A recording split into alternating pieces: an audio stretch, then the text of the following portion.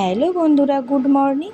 তো অনেক দিন পর তোমাদের সাথে একটা ব্লগ ভিডিও নিয়ে আসলাম, মিনি ব্লগ আর কি। তো সকালবেলা উঠে একদম ফ্রেশ হয়ে বাজার থেকে ঘুরে এসেই তারপরে ব্লগটা স্টার্ট করেছি।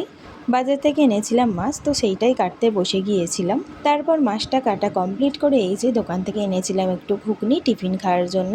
আর এখানে দেখো মটরের থেকে যেন লঙ্কাই বেশি দিয়ে দিয়েছে, তো আমি ওইগুলোকে আগে বেছে নিচ্ছিলাম, তারপর টিফিনটা খেয়ে নেব। তারপর টিফিন খাওয়া কমপ্লিট করে দেখলাম অনেকগুলোই বাসন পড়েছে, ভাবলাম চলো এইগুলোকে আগে মেজে নেওয়া যাক।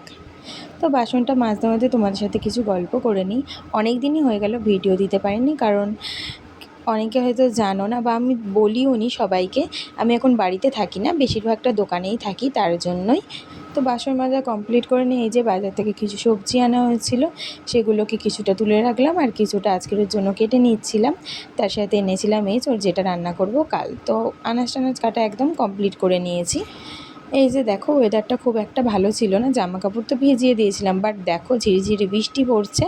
তো ভাবলাম থাক, এখন জামা কাপড় কাচবো না, একটু পরেই কেচে নেবো। এখন মশলাগুলোকে আগে রেডি করে রাখি।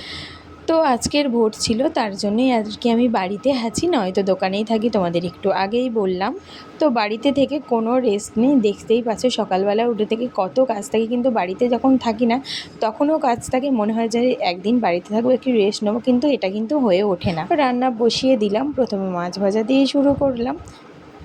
তো আমাদের তো আজকে রান্না হবে ঢ্যাঁড়স আলু দিয়ে একটা সবজি, আর তার সাথে এই যে মাছের ঝাল। তো তোমাদের কার কার বাড়িতে কি রান্না হচ্ছে অবশ্যই কিন্তু কমেন্টে জানিও। তো কাল দোকান থেকে বাজার আনতে গিয়ে এনেছিলাম একটা গ্লুকন্ডি।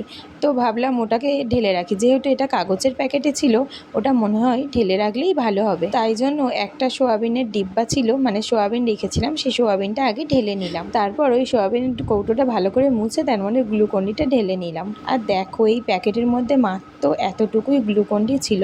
প্রথমে ভেবেছিলাম এই রঙটা সাদা, কেন তো অরেঞ্জ ফ্লেভার, বাট জলে গোলার পর বুঝতে পারলাম না, জলে গোলার পর কালারটা অলরেডি চেঞ্জ হয়ে যায়। আর এইসব জিনিস অতটা পছন্দ না, তাই জন্য 1 চামচের মতো অল্প করেই নিয়েছিলাম। তারপর রান্নাবান্না কমপ্লিট করে নিয়ে তার সাথে স্নানটাও সেরে নিয়েছিলাম।